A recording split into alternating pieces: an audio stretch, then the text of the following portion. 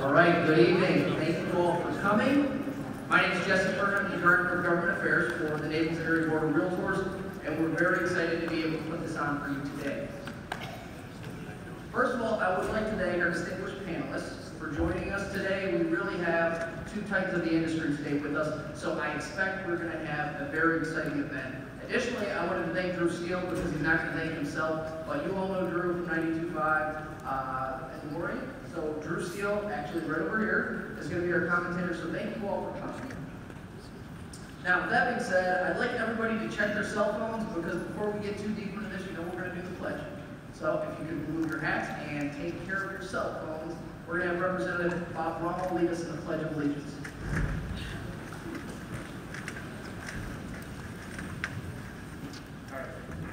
I pledge allegiance to the flag of the United States of America and to the republic for which it stands, one nation, under God, indivisible, with liberty and justice for all.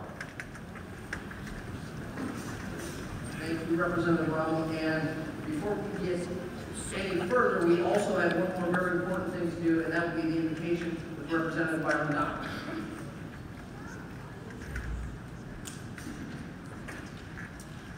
Good evening, everybody.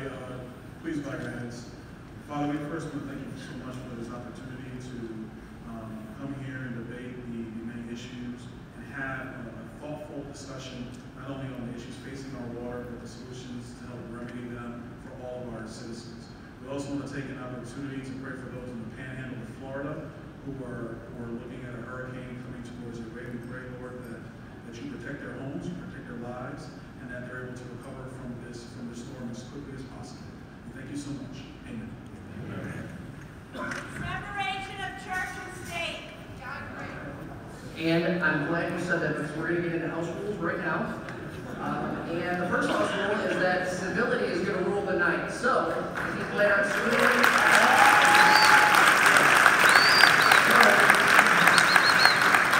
with that being said, we are going to have disruptions. We are going to have screaming from the crowd. We are going to have questions from the crowd. Screamed, none of that. Okay? You're free to applaud. Most forums don't let you applaud. We're going to let you applaud. The booing, we're not going to do that here. And if you decide to do that here, you will be respectfully asked to leave. So, with that being said, I'd like to get into some of the VIPs that we have in the house today with us. First of all, as I stated, Eric Eichenberg, CEO of the Everglades Foundation. Thank you very much for coming.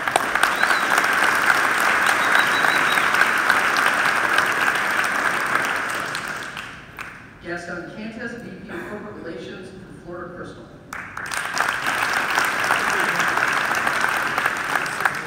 Of course, Mr. Drew Steele. We have Chris Berardi from Congressman Francis Rooney's office. We also are lucky to have Miss Commissioner Penny Taylor's in the house somewhere too. Commissioner Bill McDaniel. Commissioner Amy Solis. Commissioner Cecil Pendergrass. I think Commissioner Brian Hammond is coming. We have Trent Moons from Senator Kathleen Pasadomo's office. Tim Morris from Senator Elizabeth Benequisto's office. From up in St. Avo, we have Councilman Chauncey Doss.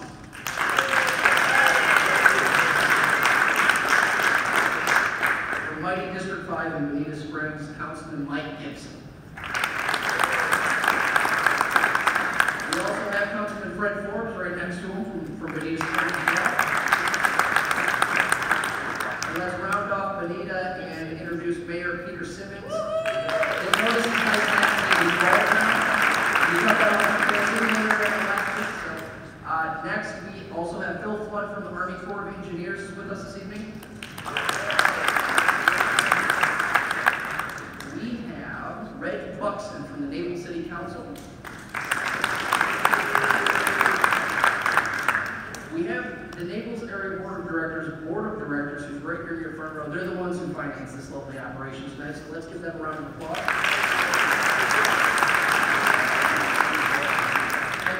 applause, and I assume this is going to be the biggest one of the night. Our new sheriff, Carmine Marcino, actually set this up. He called me and he let me know that he was sending 2 of his best guys for tonight. So Lee County Sheriff's Office, and actually Collier sent folks up too, and Hyatt sent folks up. So we're good to go.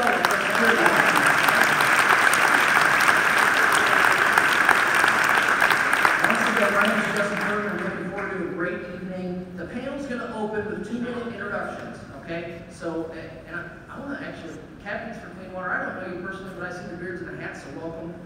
Welcome. I know.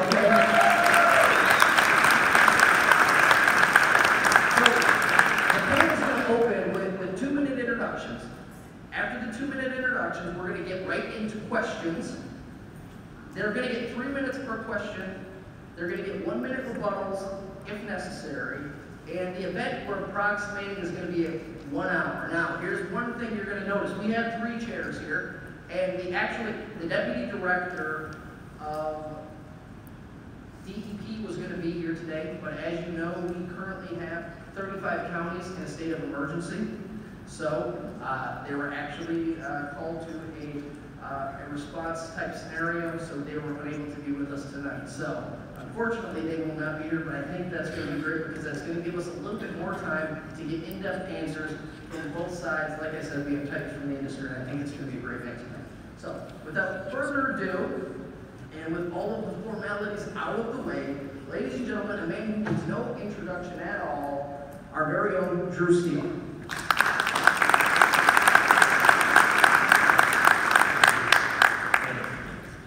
Hey, good evening, everybody. How are you doing? Everybody all right? Everybody good? Yes. Yes. Okay.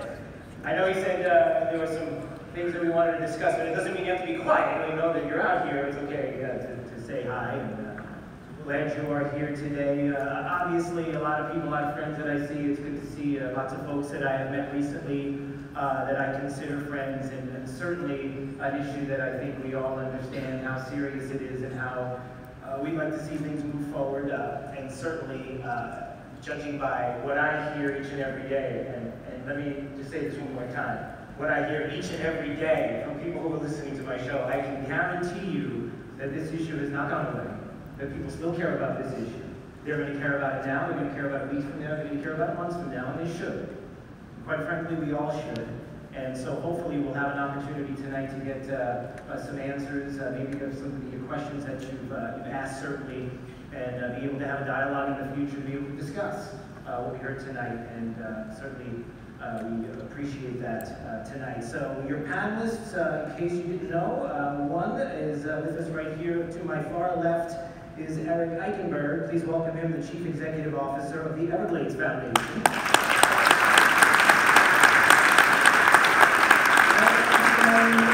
Gaston Cantens, who's the Vice President of Corporate Relations for Florida Crystals Corporation.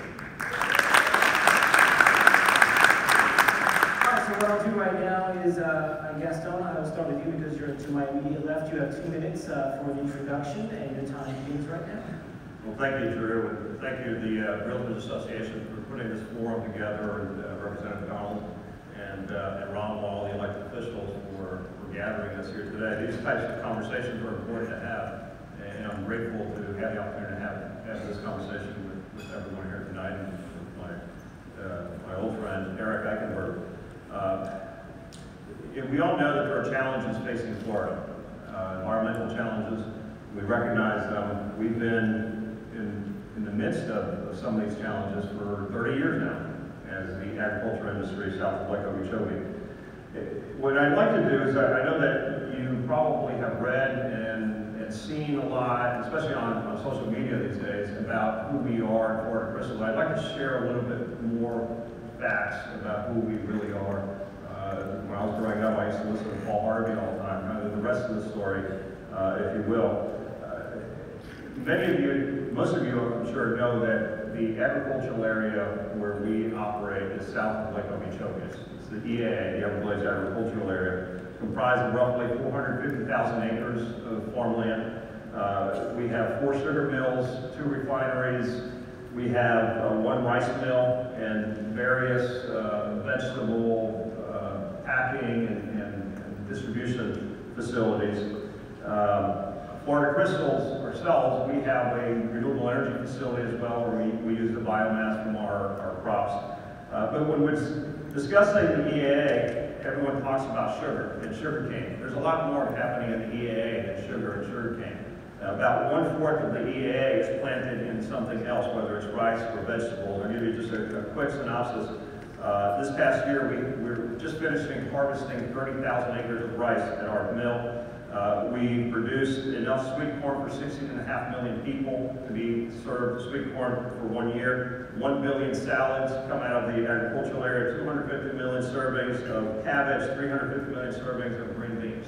So there's a lot more happening south of Lake Okeechobee than just sugar. Thank you, Gaston. Eric? Great. Drew, thank you. I want to also thank the Naples Board of Realtors for hosting this discussion this evening. Gaston, it's good to be with you. Red Tide, along the Gulf Coast, Fort Myers to Naples, now Miami, Broward, and Palm Beach. Blue-green algae, choking the Caloosahatchee and the St. Lucie estuaries for the third out of the last 5 summers. This is an environmental catastrophe, it's an economic crisis, and it's a public health emergency. Tourists are canceling their vacations. Renters are changing their plans. Home buyers are walking away from sales, going elsewhere. We need to re-engineer the way water flows on the Florida Peninsula. Today, our water management infrastructure, which was designed in the 20th century to support an agricultural and development economy, was designed to serve 2 million South Floridians. That same infrastructure today is now serving 8 million people, yet it is failing our 21st century economy. Everglades Restoration modernizes our water management infrastructure. The C-43 Reservoir, the bridging along Tamiami Trail, the Everglades Reservoir south of Lake Okeechobee. All these projects are modernizing and will modernize our system. We need to take water from the Kissimmee River in Lake Okeechobee, store, clean, and send that water south in the direction where it's supposed to go. We need to take water and reconnect it from Lake Okeechobee to the Florida Keys and stop this practice of flushing it into your backyard. Today, our economy is driven by tourism. It's driven by real estate. It's driven by recreation. All sectors that rely on clean water, healthy beaches, and thriving fisheries. It's worth fighting for, and our solutions are at hand. Thank you very much.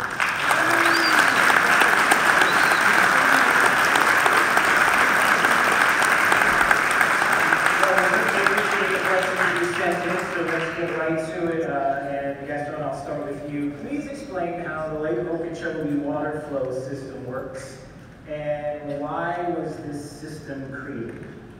The system was created, as Eric just said, many years ago, and the purpose of the system is flood control. The entire watershed was, especially south of the lake, the entire canal system is intended to drain all South Florida and send the water out the tide. But what you have is a watershed that starts all the way up in Shingle Creek in Central Florida. You have 5,000 square mile area that drains into Lake Okeechobee, which is a 750 square mile lake. In essence, you just have too much water coming into Lake Okeechobee. And let me just give you some facts that are going to be relevant throughout the night, and I think are important, and sometimes we overlook some of these facts. For instance, in 2017, for 3.1 million acre feet of water came into Lake Okeechobee from the north. Now remember, we're south of Lake Okeechobee. And I know there's a question about backpumping later, so we won't address that now. 3.1 million acre feet came in from the north. This year, calendar year, has been 1.7 million acre feet has come in from the north. That's 170,000 acres of land, 10 feet deep in the water. The phosphorus content of that water, 99% of the water that's come into Lake Okeechobee County, 645 parts per billion. Keep in mind, the Gulf of the Everglades is 10. 645 parts per billion, 400 parts per billion from the Kissimmee River, Indian Prairie, 192 parts per billion, Fish Eating Creek, 285 parts per billion. There's a lot of phosphorus coming into Lake Okeechobee with that water. The outflows. You don't hear a lot about this, but 40% of the water that has left Lake Okeechobee has actually gone south. it has gone south through our farms and down into Broward County and out to Tide. 40% of it has gone to the Caloosahatchee, and about 20% of it has gone to the Indian River Lagoon. What's the ratio between lake water and Caloosahatchee water, or the local basin water that goes into Caloosahatchee? It's about 70-30. Not the way you think it is. 70% of the water in the Caloosahatchee is local basin runoff. 30% comes from the lake. The same thing in Martin County. 30% this year approximately comes from the lake, and 70% comes from the local basin.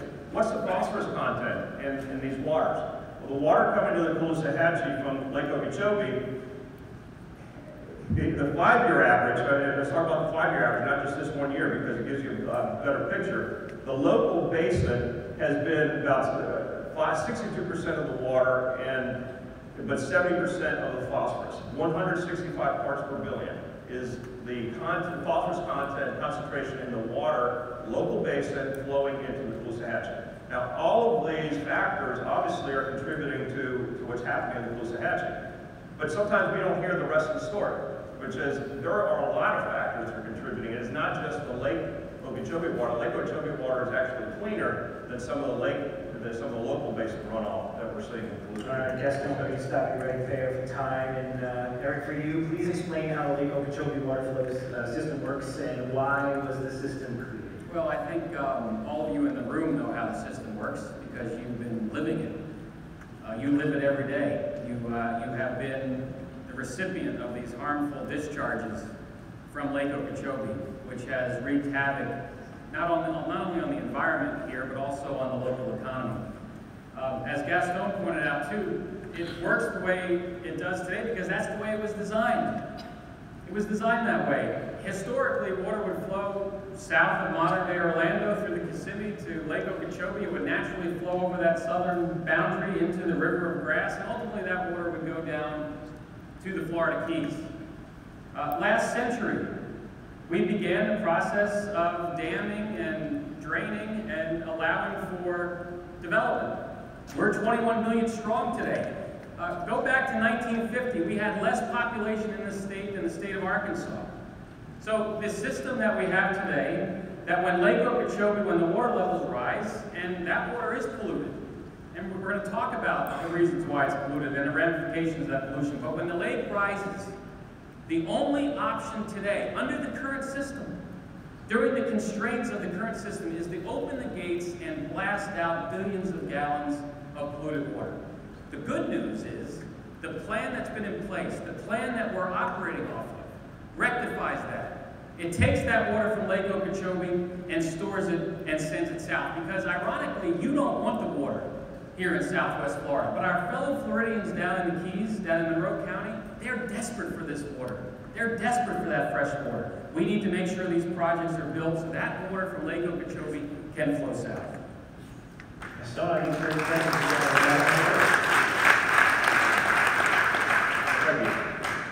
Yeah, we talked about the discharges from Lake Okeechobee. Why do we have discharges? The reason we have discharges is because everything south of the lake is already flooded. This past year, we had 3 million acre-feet of rain south of Lake Okeechobee in the conservation areas and in that area where this water would flow. So as long as there is capacity, so long as there's capacity south of the lake, they continue to send water south. The only reason the discharges occur is because there is no more capacity south of the lake, so they have to send the water somewhere. Remember, the reason we have a dike around the lake is to protect the residents around the lake who 90 years ago suffered tremendous loss with a hurricane that came over the lake. There were thousands of people that died. So the purpose for that dike and the reason that we keep a schedule within the lake as to how much water can be in the lake is for safety reasons. All right, I guess I'm going to have to cut you short there. Eric, you want to? Just to respond, there's actually agreement on that point. There's a capacity problem south of Lake Okeechobee. Gaston's correct. The water fills up, you can't send more water. But the plan that we're operating off of, the plan that unified all of us 18 years ago to restore the Everglades, that plan solves the problem of the capacity issue south of Lake Okeechobee. So by unplugging the system, by removing the barriers to the south, the levees, the dams that man has built, you're allowing for a more gradual sheet flow from Lake Okeechobee down. So the capacity issues are real. But the good news is the plan that we're operating off of solves that problem. We're going to deliver more water south. All right, Eric, I'm going to give you this question first. Blue-green algae blooms have plagued Southwest Florida this year. They're having adverse effects to air quality, local businesses, we know that. What is the cause of these algae blooms, if you can explain that, and can you rank the top 3 contributing factors to these algae blooms? Well, top 3, it's, you know, in my judgment, it's pollution, pollution, pollution. We see it. July 2nd of this summer, July 2nd, Lake Okeechobee, 90% covered in blue-green algae. The algae issues within the lake are real. Gaston mentioned the amount of phosphorus that's pouring into Lake Okeechobee on an annual basis. We have placed 1,000 tons of phosphorus into Lake Okeechobee just in the last year. The limit is 100. 10 times the amount of pollution has entered Lake Okeechobee. The lake is a sick body of water. And that algae, because again, there's no other option other than to lift the gates. And that blue-green algae in the summer months, and we've seen it, when those temperatures reach 90, 95, that's stagnant. We all lived, we've all experienced the impact of that blue-green algae, that toxic water. But it's pollution. It's the fact that we haven't put enough teeth in the process of making sure we're cleaning up the water before it enters. We have a great program south of the lake, which is cleaning up the pollution and the fertilizers that are coming off the sugarland. We need to replicate that same program north of the lake. If we want to be serious about this blue-green algae issue, we have to tackle the water coming in. That's my hope, that we can work towards that solution going forward. And I guess I'll repeat the question. So blue-green algae blooms plaguing Southwest Florida this year, having adverse effects to air quality and local businesses, as we know. So what is the cause of these algae blooms, and if you can rank them in 3 contributing factors to these blooms? Well, based on what Eric just responded, I can go home. We agree 100% on everything he just said. It is. Good night, everybody. It is pollution, it is nutrients, it is nutrients, it is nutrients. That is the cause. What we, and I don't think him and I, or the foundation or agriculture disagrees as to where that pollution is coming from. It is coming from north of the lake. 99% of the water that entered the lake came from the north this year. The phosphorus concentration coming into the lake is, like I said, 10 times the legal limit. But there are other contributing factors as well that we forget about, and we need to look at comprehensive solutions. And the plan that he refers to, the Comprehensive Everglades Restoration Plan, it's all comprehensive for a reason. There's 68 projects throughout the entire watershed from north of the lake all the way down to South Florida. 68 projects. You know how many have been completed in 18 years? 0. 0 projects have been completed. Because we're always chasing a new shiny object. We need to stay the course and build the projects. We support the projects. In fact, we got into some huge litigation 10 years ago that we probably don't want to revisit because we wanted projects to be completed and not stopped. So we agree on all these issues. One of the things that we might disagree on is what some of the solutions are. We're not the cause of the problem.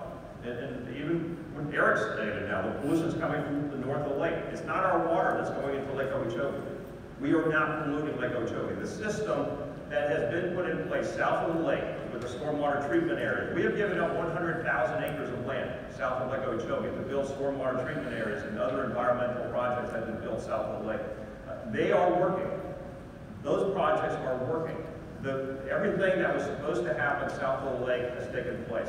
We had a goal when Everglades Forever Act was passed back in 1994 that set a phosphorus reduction goal for agriculture south of the lake, 25% per year from per year over the past 24 years. We have averaged 55% phosphorus reduction in our basin south of the lake. 55%, more than twice what we had expected to be able to accomplish. So again, everything that was supposed to happen south of the lake is happening. We have a plan north of the lake. Let's build it. The solution for the discharges in SERP was never contemplated to be massive amounts of reservoirs south of the lake. That was never contemplated. There are reservoirs in SERP, and we supported them. SERP was a result of a lot of stakeholders sitting around the table, many years in coming to agreement on what projects we're going to build and what the costs were going to be. The solution for the discharges was always envisioned to be north of the lake, not south of the lake. Why would we continue to allow dirty water to get into Lake Okeechobee, and then what? You still have to clean it before you send it to the Everglades. Why not clean it before we put it in the lake? Just common sense. Eric, I'll give you time to respond. I'm not gonna let Gaston off the hook. For decades, the sugar industry was back pumping its water into Lake Okeechobee. And that water was high in nutrient pollution. And the legacy of that practice remains today, as far as the phosphorus load that was back pumped from the south into Lake Okeechobee. Bottom line is the lake is sick. We've also heard that this is a septic tank issue. Well, if we were being honest about the algae and the blue-green algae, and if it was a septic problem, we flush our toilets year-round. I have 6 in my house. We flush toilets all day. This algae is appearing in the summertime when Lake Okeechobee rises and the dumping and the releasing of this water from the lake. I hope we can spend some time tonight about the solution, because you all have come here tonight taking an hour of your time to hear about the solutions. Let's be honest about the facts, the issues that are on the table, but let's come forward with solutions so that this generation can fix it, because we're at a tipping point. We are at a tipping point, the third of the last 5 summers. Let's work together to solve these problems. Hear, hear.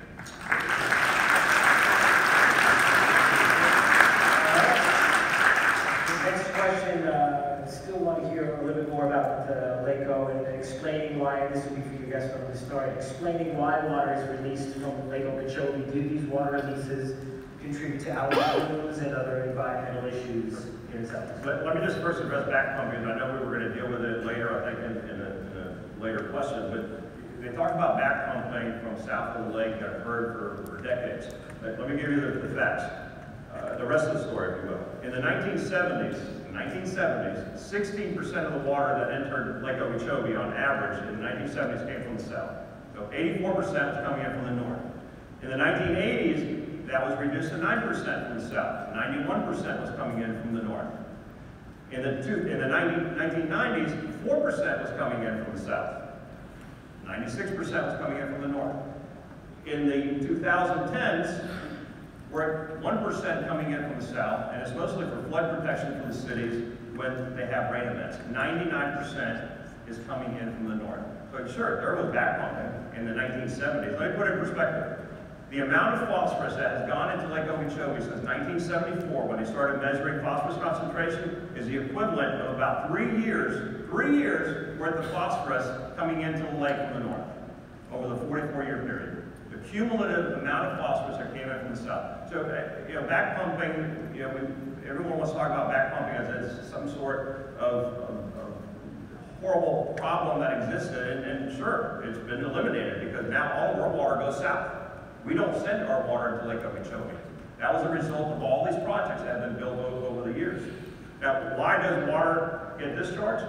We talked about it earlier. The water conservation areas get flooded. There is nowhere for the water to go. We can talk about sending more water south. The reality is that the water conservation areas last year were 1 million acre-feet above regulation schedule. What happens when the conservation areas are above regulation schedule? Some of you have been to Broward County, Sawgrass Expressway, and you see the levee right by the expressway. On one side, you have a conservation area. On the other side, you have development.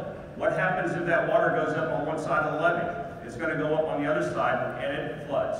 So what the Army Corps of Engineers is monitoring together with the district is how much water is in those conservation areas. Can we continue to send water south? If it's already full, there is no capacity, period. There's nowhere to send it. And it takes weeks and sometimes months to be able to clear this water through the system before you can start sending additional water south. Why? Because the Everglades is smaller than it was 100 years ago. 100 years ago, 20 years ago, 30 years ago, everything west of 95, basically in South Florida, was Everglades. Now, you can go out for 10, 20 miles and it's all developed. So the Everglades is smaller. There is less capacity for water to actually be sent south into the Everglades. All right, Eric, again, why the releases happen from Lake-O, and when you're talking about the algae blooms and the environmental issues, is that a Well, contributing factor? first of all, I would say that this is a national treasure. Whatever the size of it is today, there is no other place in the world like the Everglades. So we've got to do all we can to protect it. This issue, again, that Gaston is raising about capacity, the projects that are part of the plan resolve the issues of capacity.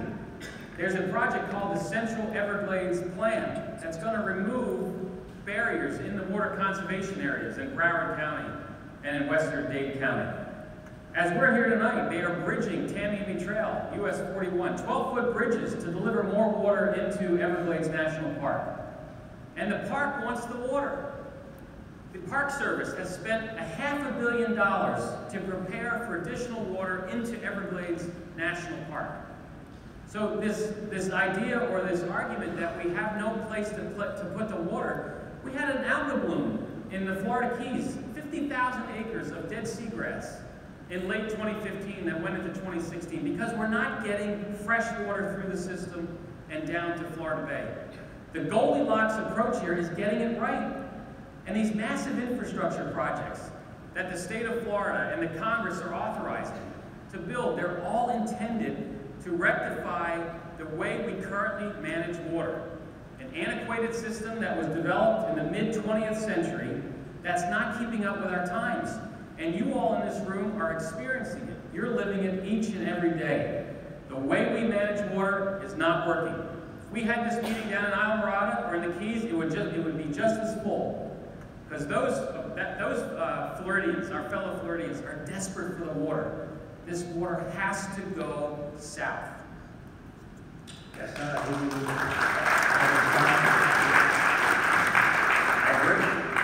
We agree. We support it, Seth. We support the reservoir south of Lake Okeechobee. It's always been part of CERC. There was always a reservoir going to be built south of Lake Okeechobee. That reservoir should have been completed in 2010. Unfortunately, that got derailed. Some other projects got built instead. Now we have flow equalization basin. Now we have a second reservoir that's being built. We haven't opposed any of these projects. We supported Everglades.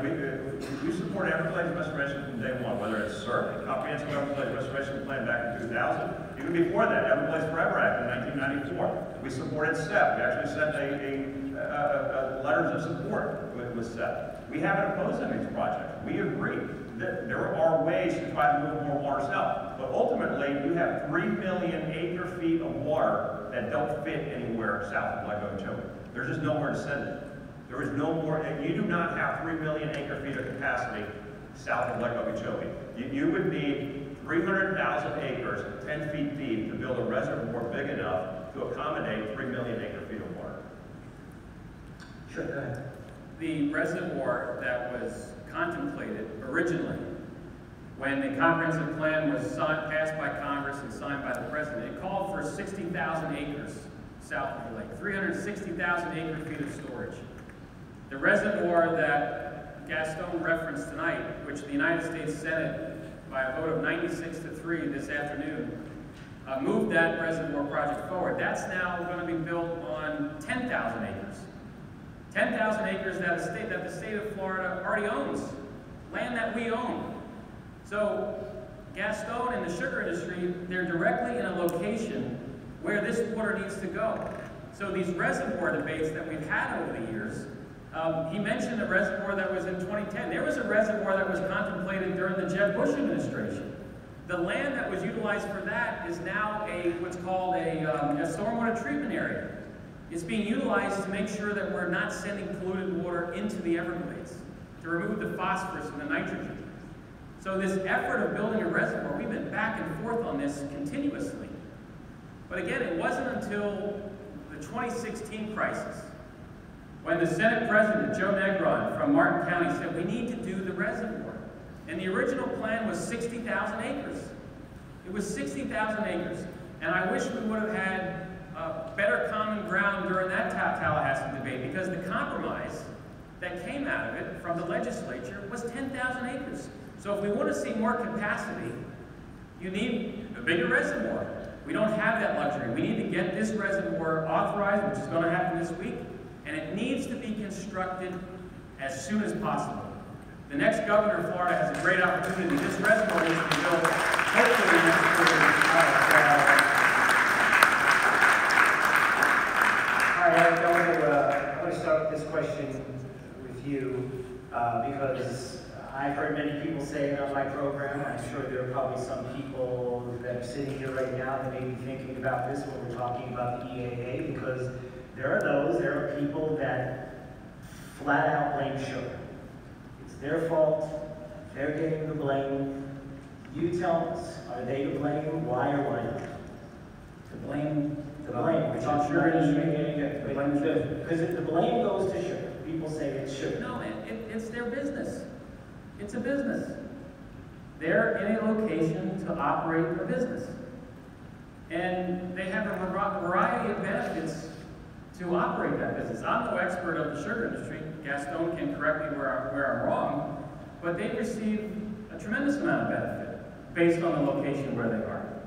They receive a benefit out of Washington, a federal subsidized program. They're provided free water from the state of Florida. Lake Okeechobee is that water supply for their irrigation.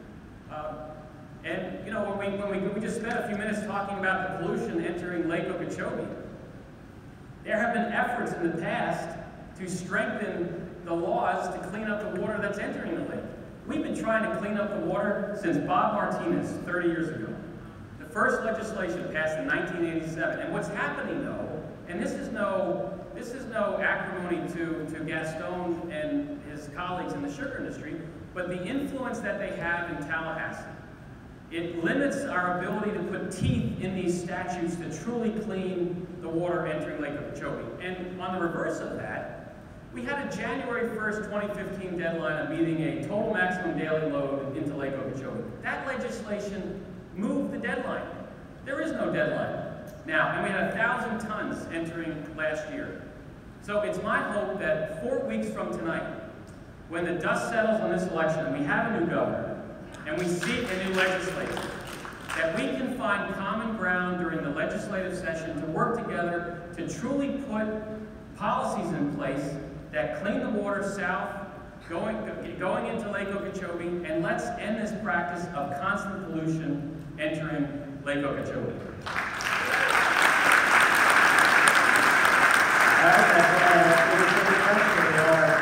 Folks that are looking about sugar, we talk about sugar farming, what do you say? Again, I agree. We're talking about water coming into Lake Okeechobee from the north. We have never been involved in any of those discussions because we do no farming north of Lake Okeechobee. We don't have any lands that send water into Lake Okeechobee from the north. All of our farms are south of the lake. So, again, we agree. We don't have any issue with whatever it is that Everglades Foundation is trying to work on north of the lake. We support that. We would like to see these water quality standards, what we've done south of the lake, imitated north of the lake. Because what we've accomplished south of the lake, just to put it in perspective, more than 90% of the Everglades, well, the Everglades National Park has never really been over 10 parts per billion, which was the goal. It's the conservation areas north of that where the problem was. And 90% of those conservation areas meet the standard at this point. So everything that's happened south of the lake has been a huge success. We should be imitating those standards and putting them in place north of the lake. We support that. We've never opposed that, so I'm not sure what he was referring to. But yes, as far as whether or not we're to blame, I can tell you this, and I mentioned this earlier, 40% of the water from the lake has gone west, 20% has gone east, 40% has gone south. How many stories have you read about algae south of Lake Okeechobee? Zero. Zero. It goes through our farms. That same Lake Okeechobee water goes through our farms, goes through our canals. 40% of the water is going south. We don't have any algae. So there are other factors involved, which is hopefully one takeaway from today is for people to understand there are many factors, there are many contributing factors as to what's going on. It isn't one industry, it isn't one person, it isn't one bucket of water. There are a lot of things that are affecting and they're causing some of the things, some of the manifestations that we're seeing, some of the effects. Okay. Eric, what do you say to that? to the Paul Harvey reference. There are 60,000 acres south of the sugarcane fields in the Everglades agricultural area. Filtration marshes, I like to call them as the kidneys of the Everglades. So to Gaston's point about not seeing an algal bloom or algae in the Everglades, it's because we've invested $3 billion. We've invested $3 billion in taxpayer money to create these stormwater treatment areas, these wetlands, to remove the phosphorus and nitrogen so that we can deliver clean water to the south.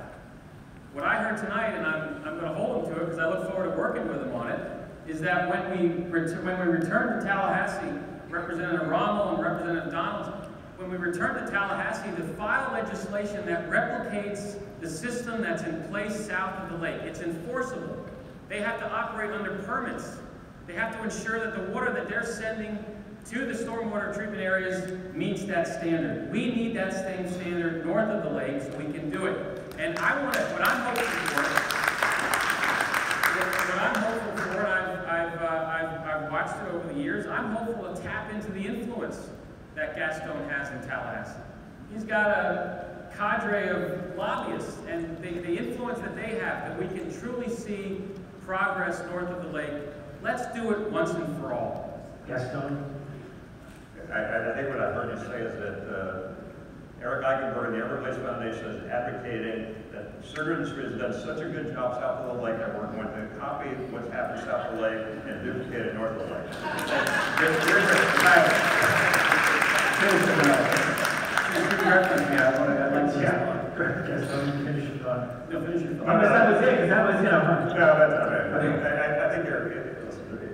What's happened south of the lake, I don't think anyone's really envisioned that the water quality could have gotten as clean as it really is. I mean, and it is. I mean, we're talking about water that 30 years ago, no one in this room recycled. Everyone just put their garbage out on the side of the street and it went to a landfill. As you develop new technology and new ways of doing things, you do things better. And that's what's happened with agriculture. I invite you, if any of you want to ever come out and do a tour and visit our farms and visit our operation, we'd love to have you. And like you say, we have a research department that's 30 members in our research department. 13 of them are PhDs. So it isn't Old McDonald's farm with some guy in an overall and a pitchfork. These are very sophisticated technologies that are being used to farm in a very modern way. Before Gaston and I began working on this issue, the cleanup of the Everglades was dictated by a federal judge. We now have 2 federal judges that are overseeing the cleanup of the water that goes into Lake Okeechobee. So the progress that we have witnessed south of the lake, the water that's coming off of the sugar fields, it was mandated. It was mandated by a court. That led to the construction of these wetlands, 60,000 acres of taxpayer-owned land south of the lake that's cleaning up the water that comes off their farms. And now the issue is we need to inject additional water from Lake Okeechobee through this reservoir and reduce the amount that's coming east and west. And by sending it south, by storing it, cleaning it, and sending it south, not only are we delivering clean water, but we're recharging the aquifer. Because this is the aquifer for over 8 million Floridians that rely on the Everglades for drinking water. So the work that's been done south of the lake, it is positive. That same program, and it has to be enforceable. We have to have laws, and we can't have the fox guarding the henhouse. This needs to be a process with an agency that oversees it. It needs to be via permit. It needs to be enforceable. Let's clean up that water entering Okeechobee.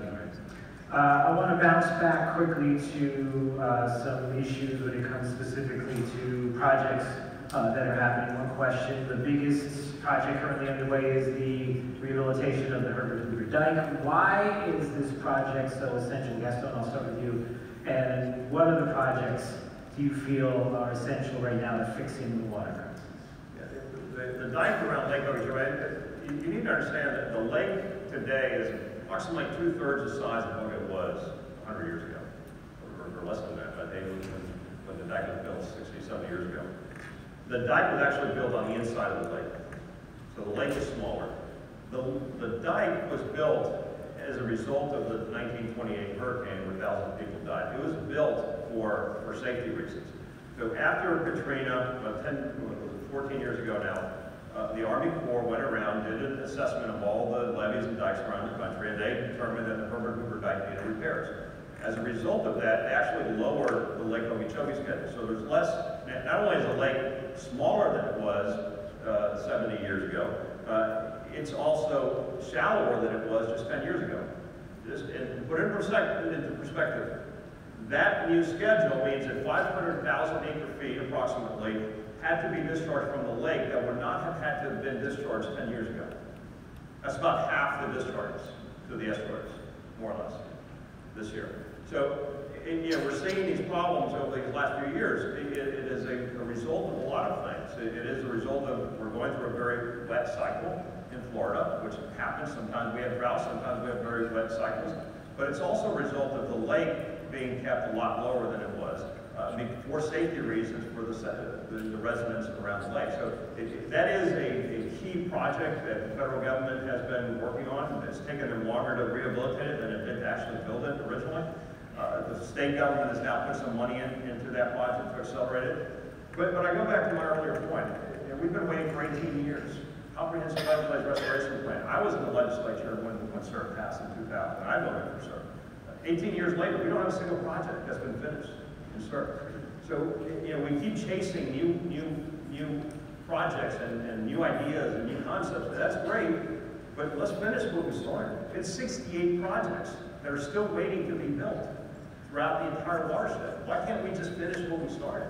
And then assess and see, okay, what do we really need to do now once these projects are completed? Let's not start guessing at, well, maybe we should do this, or maybe we should do that. No, let's finish the projects that everyone has already agreed to and have been in agreement with for 18 years.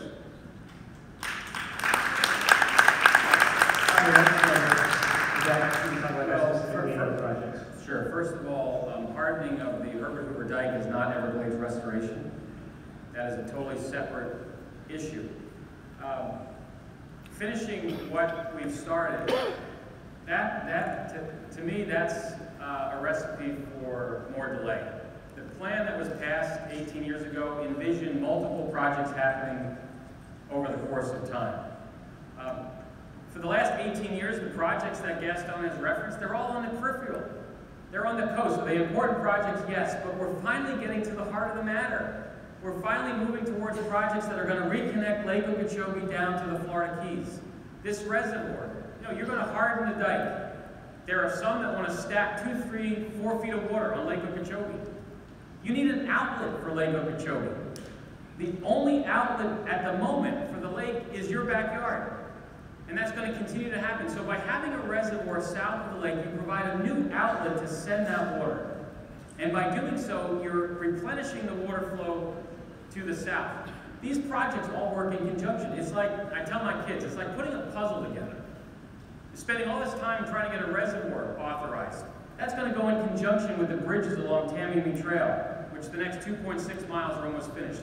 This Central Everglades plan, that's removing the barriers in the river of grass, that's going to be a complement to the reservoir. It's not so much let's finish what we've started. To me, that's the status quo. We need to have a sense of urgency of what projects are truly going to have the best bang for the buck. And I will say 207 scientists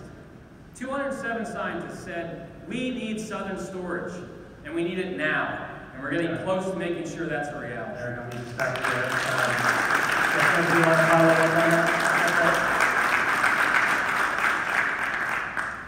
We don't really disagree. I mean, it's half dozen or 1/6 of another. These projects need to get built, and there is a schedule for these projects to get built. It's called the Integrated Delivery Schedule, where everyone agreed, the federal government, federal agencies, state agencies, everyone's agreed on what is the schedule to optimize the performance of all these projects. It exists. There is a schedule of completion. All we advocate for is follow the schedule.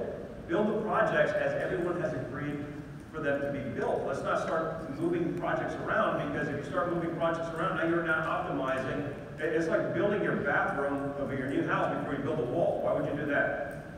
I mean, there is a sequence of events that needs to take place when you're building projects. We don't disagree on the projects.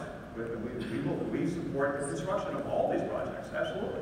Eric, 30 seconds. the integrated delivery schedule, that's a document that's made up by bureaucrats. And this reservoir that we're talking about was pushed out to 2030. You all experienced the need to get projects online quicker to solve the problem that you're facing in this backyard. It's like the house is on fire. The house is on fire. We need to put the fire out. These projects are going to relieve the pressure that we're seeing here in this community. We can't worry about a bureaucratic document that didn't come down on the mount with Moses. We need to make sure that we are vocally telling the Water Management District, the governor, speed up the project. Let's do it. I don't disagree. We should speed up all the projects. All the projects should be sped up, and they should be built as soon as possible. But don't have this false idea that because this reservoir gets built, which it'll get built, whether it's in 4 years or 5 years, whenever it gets built, you're still going to have discharges. Understand that you're going to be here 5 years from now, 10 years from now, when that reservoir gets built, and you're still going to have discharges into the estuaries, and it's still going to be dirty water, and you're still going to have algae blooms. Because you're still going to have 99% of dirty water coming into Lake Okeechobee, filling up the lake, and that reservoir will hold about 250,000 acre-feet, and you've got about 3 million acre-feet coming into Lake Okeechobee when you're in these wet years, and that's about 10% of the water. The other 90% of the water is still going to be discharged, and that's unfortunate. We need to focus on these projects north of the lake. All right, yes, no, I know that you brought this up earlier. There was a question about this, so just to clarify, if you want to speak to this, and then I'll have Eric follow up on this as well. The back pumping issue. Back pumping water into Lake Okeechobee, in your view, doesn't contribute to the current water crisis, the back pumping issue. Well, there is no back pumping taking place currently. The water going into Lake Okeechobee from the south is actually by gravity. If the water gets too high in the cities around the lake, then that water flows into Lake Okeechobee. So there really is no back pumping. But 1% of the water going into Lake Okeechobee is from the south. 99% comes in from the north. We talk about, or back pumping is mentioned as if somehow it was an atrocious thing. I mean, it wasn't clean water, but look at the dirty water coming in from the north, and that's always been the majority of the water, even in the 1970s. And the one statistic, and I wish I had a graph that I could put up so you could see it, the total amount of phosphorus that has gone into Lake Okeechobee from the south, the cumulative amount over a 44-year period since they've been measuring concentration, is the equivalent of 3 years of phosphorus coming in from the north. So don't think that somehow all these problems in the lake were caused because the sugar industry was doing these horrible things, back pumping water to the lake. It's just not true. The facts don't show that. The vast majority of the water has always come in from the north. The pollution has always been coming in from the north, and back pumping doesn't even take place anymore. And I think the back pumping that did occur, roughly 38,000 tons of phosphorus that's in Lake Okeechobee due to the practice of back pumping from the EAA, to the point where that would take 100 years to clean up out of Lake Okeechobee. The concern that we have is if we want to have more water flow south, you have to meet a water quality standard. So I just heard Gaston say the capacity limits of the reservoir or whatnot. I would hope that once the reservoir is built and we determine that we need, the way to solve that is to have more treatment. To get more water out of this community and send south, you need more treatment. You need to have the ability to clean up that water before it goes south. That's the whole hope here. You all don't want the water. You see it. You want it to go south. And our friends down in the Keys are desperate for that water. And therein lies the problem. What they want to advocate for is that the solution is always south of the lake.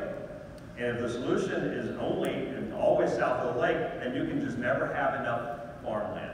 You're always going to need more farmland. When in reality, we're going to continue to allow all this 99% of the water coming into Lake Okeechobee from the north and clean the water before it gets in the lake, not after.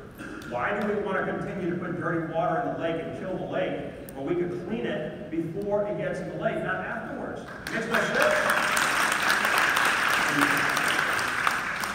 The issue is when it rains. When we have excess rain and the system fills up, the first folks that are in line to drain or to get rid of the water is the sugar industry. They have to have dry land in order to produce their crop. It's this community that's always last. You're always at the end of the line where you get dumped on. And quite frankly, there's going to be a time here when we have drought. And this community fights for a limit amount of water from Lake Okeechobee, that flow of water down to Caloosahatchee. There was a bunch that drove over to the Water Management District in West Palm Beach to fight for the fair share of water for the Caloosahatchee. There needs to be shared adversity. This community gets blasted every single time we have water. This water has to be stored, it needs to be cleaned, it needs to be sent south. This can happen. It's not about taking land. The land that's been taken from the sugar industry, they're willing sellers. We've paid fair market price for that land, and that land has gone to build filtration marshes to clean up the water that's coming off those sugarcane fields due to federal judge orders. We need to take that lake water, store it, clean it, and send it south.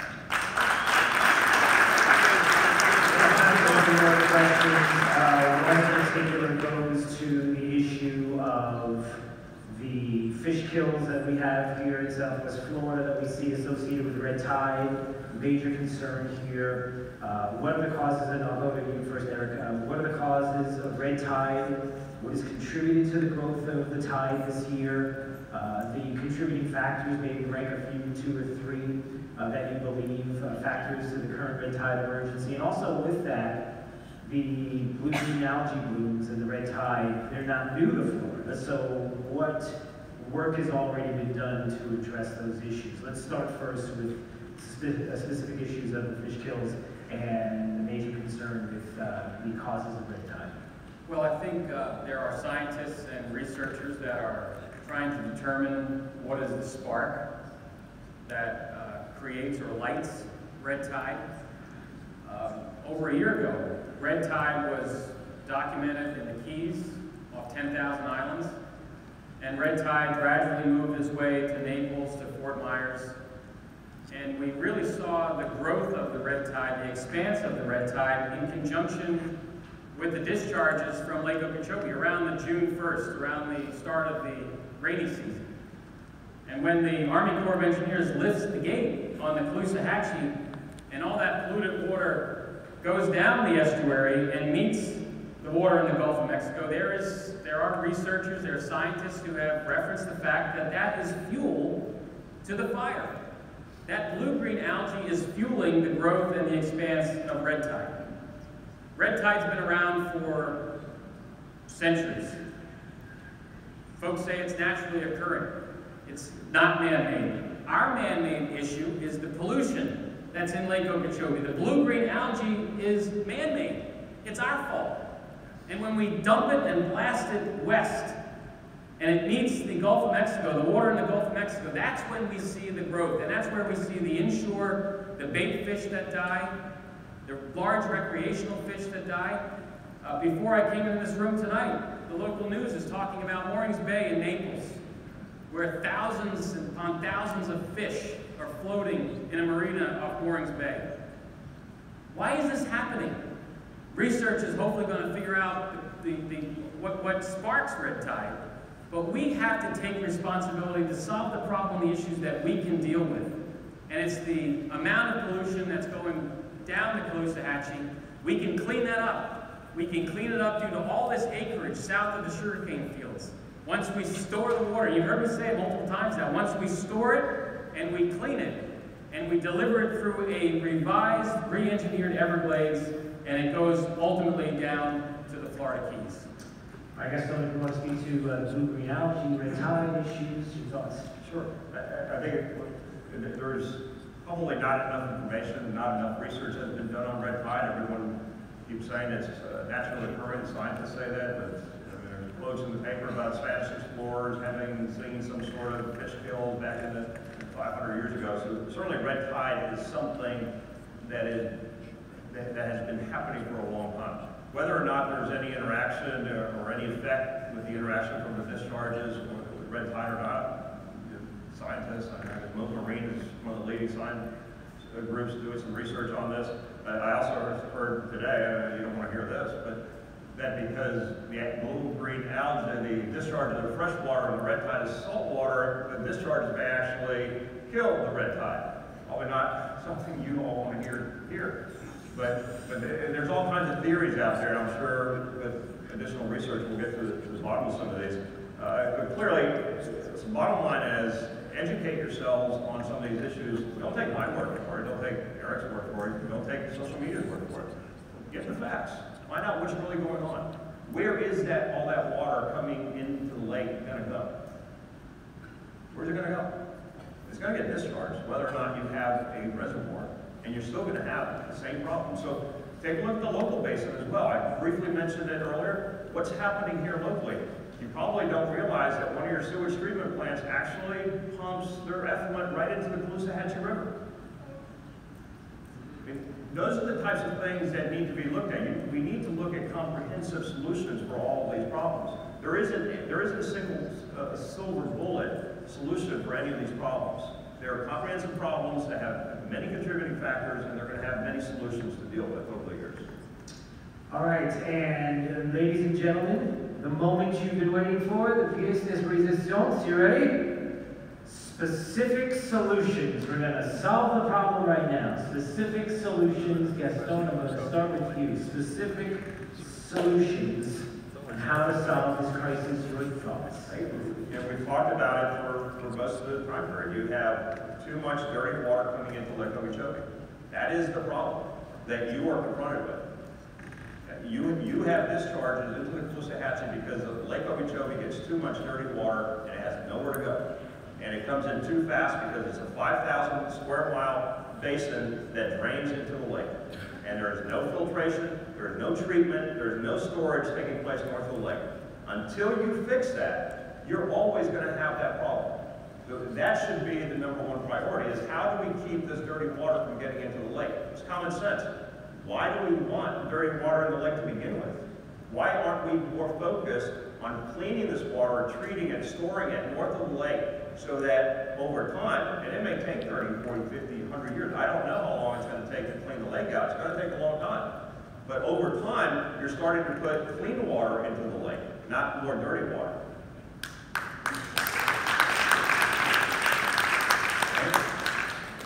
We've talked about the solutions that are part of the plan.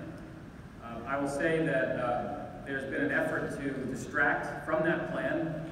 This water that you're experiencing here along the Caloosahatchee, there's an attempt to take that lake water and put it 3,000 feet down into the Earth's crust, deep well injection. It's a process of out of sight, out of mind. And be on the lookout, because that's gaining steam. This whole idea of, instead of sending that water south down to the Keys where they need it, where that fishery needs it, and where that tourist base needs it, instead we're going to take that polluted water and we're going to blast it down into the Earth's crust.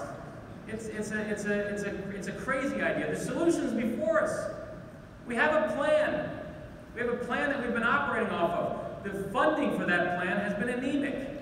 We voted, Amendment 1, 75% of us, and said we're going to take a third of real estate tax dollars and we're going to put it aside for issues like Everglades restoration projects. This money is there, and the state's not. What I hope we can do better, and we've already asked the Trump administration, we need to see the same level of funding coming out of Washington, $200 million, to go to these projects. There is no doubt in our mind that if we had robust funding, these projects that have been languishing, we can build them in our generation. We can build them during our time. Because I will tell you, when I traveled in this community, and I see the impacts that this dirty water is having on this community, the loss of tourism, the loss of jobs, there's representatives of the Chambers of Commerce in this room tonight. There's a food pantry on Fort Myers Beach because of the crisis that we're in. Everglades restoration solves this problem. We need to re-engineer the way water flows. We need to realize that it's a 20th century system that's in place now. It benefits agriculture and development. We need to re-engineer it. We need to have these projects in place so that water is less in your backyard and we send it south. We have to do that.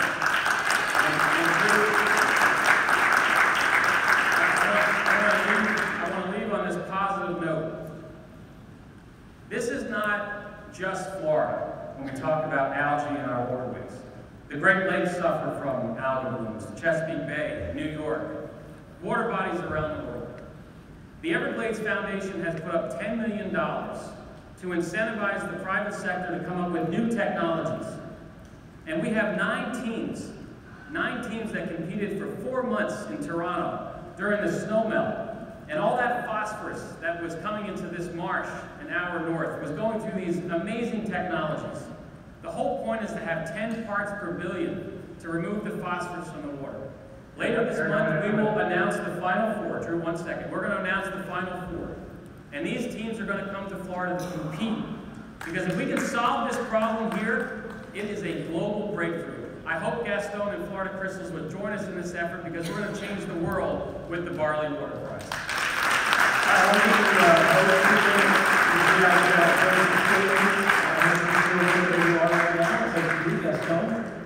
You're good?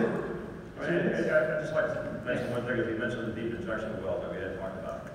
And when we talk about SERP, Comprehensive Overlays Restoration Plan, guess how SERP envisioned dealing with the discharges back in 2000? ASR wells. Everyone agreed to this in 2000. It was to put the water in the aquifer. So now no one wants to put it in the aquifer. Okay. The deep injection wells is a whole different concept. It goes below what's called the boulder level, which is impermeable. Do you know that we have 240 or so deep injection wells in Florida? You know what we're injecting in there now? Sewage, basically, from sewage plants, sewage effluent. So the idea that these deep injection wells are somehow a bad thing, I mean, sending dirty water out on the surface to destroy everything in its path is much worse than putting it in the boulder level, where we're currently putting toxic effluents into. ASR, aquifer storage and recovery, the key word there is the R, recovery. Because when we have a drought, there's going to be a time here when we're in a severe drought, and we don't have enough rainfall. And we're going to be desperate for this water that we're wasting today. All this water that we're blasting out the Caloosahatchee and St. Lucie, and a potential idea of doing it into the Earth's boulder zone, what happens when we have a drought? What happens when we're all on water restrictions? Everglades Restoration, it's a full buffet of all these projects that are needed. They have to happen in tandem. We need to get to the heart of the matter, and as we've said tonight, the heart of the matter is Lake Okeechobee. The heart of the matter is taking that water and sending it south. These projects, the money is there. What we also need is the political will. We need the political will, and when the dust settles after this election, every one of you folks that are in this room tonight, you cannot give up. Your voice needs to be heard in Tallahassee, because when the algae's gone, it's out of sight, out of mind. We have to keep the pressure on. We need to make sure the legislature does the right thing. Let's restore the Everglades in our lifetime.